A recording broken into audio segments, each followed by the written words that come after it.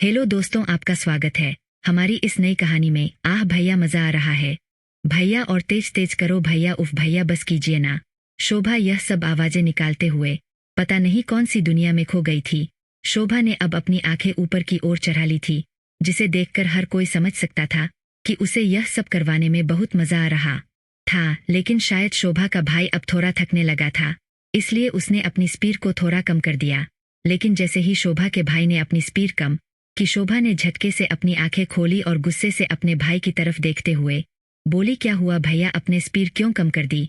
शोभा के भाई ने उसकी तरफ देखे बिना ही कहा, शोभा अब मैं थक गया हूँ। यह सुनकर शोभा ने चकते हुए कहा, अरे यार भैया, आप इस उम्र में इतना जल्दी कैसे थक सकते हो? आप तो अभी जवान हो, आपको तो अभी इतना जल्दी नहीं थकना चाहिए। पर लगता है भैया आप समय से पहले ही बूढ़े हो गए हो। जब शोभा ने अपने भैया को बूढ़ा कहा तो उसके भाई को बहुत गुस्सा आया और उसने अचानक से पहले से भी ज्यादा स्पीड में अपना काम करना शुरू कर दिया। लेकिन अब की बार शोभा के भाई की स्पीड इतनी ज्यादा थी कि शोभा जिस चारपाई पर लेती थी वह चारपाई भी पूरी तरह से हिलने लगी थी। अपने भाई के अचानक से इतनी ज्यादा स्पीड बढ़ाने की वजह से शोभा की भी चीख निकल गई।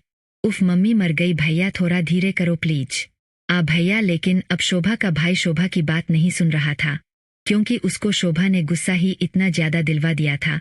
कुछ देर उसी स्पीड में अपना काम करने के बाद शोभा के भाई ने शोभा से कहा, बस बहन, अब इससे ज्यादा देर तक मैं नहीं कर सकता आपकी मालिश। शोभा भी अब शायद अपनी पीठ की मालिश करवाकर संतुष्ट हो चुकी थी, इसीलिए उसने खुशी से अपने भाई की तरफ देखते हुए कहा, थैंक्स भैया, सच में आज तो आपने मेरी पीठ का पूरा दर्द ही गायब कर दिया। आप बहुत अच्छे से मालिश करते हो भैया। दरअसल शोभा आज जब कॉलेज से आ रही थी तब उसकी स्कूटी फिसल गई थी। स्कूटी फिसलने की वजह से शोभा गिर गई और उसकी पीठ में दर्द होने लगा था। शोभा ने किसी तरह से अपनी स्कूटी को उठाया और अपने घर पहुंचाया, लेकिन घर आते आते शोभा की पीठ में बहुत ज्यादा दर्द होने लगा था। उसने यह बात अपने भैया को बताई तो उसके भैया ने शोभा की पीठ का दर्द भगाने के लिए उसकी पीठ पर गर्म तेल से मालिश की। उसी तेल मालिश को करते समय का व्याख्यान है, या यूं कहे उस तेल मालिश वाले वक्त का यह कहानी व्याख्यान करती है। तो धन्यवाद दोस्तों, उम्मीद है आपको हमारी यह प्यारी सी काल्पनिक कहानी पसंद आई होगी। वीडियो पसंद आए तो चैनल को सब्सक्राइब